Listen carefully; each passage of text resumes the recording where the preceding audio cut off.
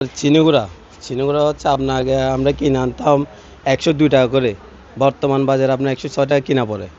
তারপর কাটারিয়া তো প্রতি বস্তায় আপনার 50 টাকা বাড়তি। আগে কিনতাম আপনার 1950 টাকা, এখন হচ্ছে 2020 টাকা, 2000 টাকা কিনা পড়ে। বর্তমানে জন্য কাটারি সিদ্ধ 2050 টাকা কিনা, 70 টাকা কিনা, মানে বিভিন্ন রকম দাম। কারণ হয়তো আপনার গত মাসে চাউলের বাজার একটু কমতি ছিল, আবার এখন প্রতি বস্তার মধ্যে আপনার 60-70 টাকা বাড়তি। কাটারি বলেন, জিরাশাল বলেন, চিনিগুড়া বলেন, নাজিরশাল বলেন, সব কিছুতেই 70-80 টাকা বাড়তি বস্তায়।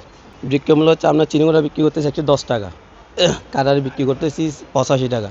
তারপর নাজিরশাল হচ্ছে আপনার 86 টাকা বিক্রি করতেছি, কাটারি সিদ্ধ 85 টাকা। তারপর মিনিকেট বলেন আপনার 68 টাকা, 70 টাকা। বেতি আছে 60 টাকা, 55 টাকা। তারপর নূরজাহান 62 টাকা, পাজাম 65 টাকা। ডালের বাজার, আসলে ডালের বাজার বলতে গেলে দুঃখ লাগে। আপনার এই 1 নম্বর মুসুরির ডাল এখন বর্তমানে চলতেছে আপনার 160 টাকা। মোটা মুসুর ডাল চলতেছে আপনার 98 টাকা, 100 টাকা। যেমন মটর ডাল আপনার 58 টাকা, 55 টাকা। চনা ডাল 105 টাকা, মুগ ডাল 150 টাকা। আরগুলো ডালের দাম মোটামুটি থাকলে 1 নম্বর ডালটা একটু বাড়তি। হঠাৎ বলতে প্রতি কেজি 30 টাকা করে বাড়ছে হঠাৎ। এখন সবাই বলতেছে এলসি বন্ধ, আর ইন্ডিয়ান মুসুর ডাল ছিল, এখন এলসি বন্ধের কারণে দেশি মুসুর ডাল দাম বাড়ায় ফেলছে হঠাৎ। তেলের বাজারে সব দিকে মানে স্থিতিশীল কোনো কিছুই নাই। তেল বলেন, চাল বলেন, ডাল বলেন, পেঁয়াজ বলেন, সব কিছুতেই, আদা বলেন, সব কিছু। তেল এখন বর্তমানে আপনার 902 টাকা কোম্পানির 5 লিটারের দাম, আমরা 910 টাকা বিক্রি করতেছি। বান্ডেল থাকলে প্রতি সেনমানিতে টাকা বাঁচবে। বিকাশ সেনমানি বান্ডেল কিনে জিতুন প্রতি লেনদেনে।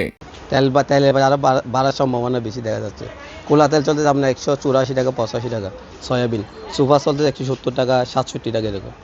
তেমন আপনার দুধের দাম প্রতি কেজিতে 20-30 টাকা বাড়ছে। তারপর বলেন আপনার সাবান বলেন, হুইল পাউডার বলেন, হারপিক বলেন, সব কিছুতেই কোম্পানি এমনভাবে সিন্ডিকেট করতেছে, প্রতি পিসে 10 টাকা করে বাড়তেছে, প্রতি পিস যে কোনো কিছুতেই। যেমন আপনি চূড়া বাচ্চা লেকট্রোজেন বলেন, সেরিলাক বলেন, সব কিছুতে বাড়তি, প্রতি পিসে 10 টাকা করে বাড়তি। আটার মধ্যে তো আর আটার মধ্যে এখন বর্তমানে আপনার আগে কিনতাম 45 টাকা কোম্পানির আটা, এখন 52 টাকা কোম্পানির 1 কেজিওয়ালা আটা। কাস্টমারকে বিক্রি করতে গেলে আপনার 3বার কথা বলতে হচ্ছে যে কোনো কিছুতে। আপনার খোলা মধ্যে আমরা বিক্রি করছি 45 টাকা, এখন বিক্রি করতে 50 টাকা। প্রতি বস্তায় 150 টাকা বাড়ছে। আসলে পুরো বাজারটা এটা আমাদের দেখার দরকার। আপনার সরকারভাবে এটা মনিটরিং করা অবশ্যই দরকার, বিশেষ করে আপনার এই কোম্পানিগুলোকে, আর কোম্পানিগুলোকে মনিটরিং করা বেশি দরকার। প্রতি সপ্তাহে যে কোনো কিছুতে আপনার দাম বাড়তেছে, গায়ের মূল্য বাড়তেছে, দাম বাড়তেছে, সব কিছুতেই, সব কিছু। এটা মনিটরিং করলে আমরা ব্যবসায়ীরা মোটামুটি ব্যবসা করে শান্তি পাবো, এবং কাস্টমারের সাথে কোনো কথা হবে না, কোনো ঝগড়া হবে না, কিছু বলতে হবে না, যাতে কাস্টমার সুন্দরভাবে বাজারটা নিয়ে যেতে পারে। এখন এই মাসে এক রেট, দ্বিতীয় মাসে আরেক রেট, কাস্টমারের সাথে ঝগড়া, বিভ্রান্ত হয়ে যাচ্ছে। আমরা বিভ্রান্ত হয়ে যাচ্ছে, কাস্টমারের জবাবদিহিতা করতে হচ্ছে কেন দাম বাড়ছে। আসলে সেটা সরকারিভাবে এটা মনিটরিং করা আসলেই উচিত। দামের আসলেই মোটামুটি বলতে গেলে দাম ওঠানামা চলতেছে। যেমন তো পেঁয়াজের দাম কিছুদিন 45 টাকা, 50 টাকা ছিল, এখন আবার 90 টাকা, 100 টাকা চলে যাচ্ছে। নামটা মোটামুটি 5ই আগস্টের পর বুঝতে পারছি জিনিসের দাম কিন্তু কম ছিল, এখন হঠাৎ এই 1 বছরের মধ্যে হঠাৎ 1 বছরে এরকম ছিল না, এখন হঠাৎ বাড়ার কারণটা কি সেটা আমরা মানে ব্যবসায়ীরা বুঝতে পারতেছি না। যে কোনো কিছু প্রফিটটা অবশ্যই কম হচ্ছে, পুঁজি বাড়তেছে। এখন আগে কিনলে 2 লাখ টাকার মাল কিনলে মোটামুটি দোকান শুরু হতো, এখন 4 লাখ টাকা কিনলে হচ্ছে না। চলতি সপ্তাহে পেঁয়াজ, শাকসবজি ইত্যাদির পাশাপাশি চাল, ডাল, তেল, দুধ ইত্যাদির দামও কিন্তু বেড়েছে।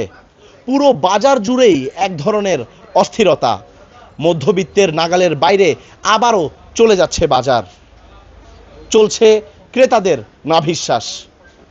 আবির আহমেদ, কালের কণ্ঠ, চট্টগ্রাম।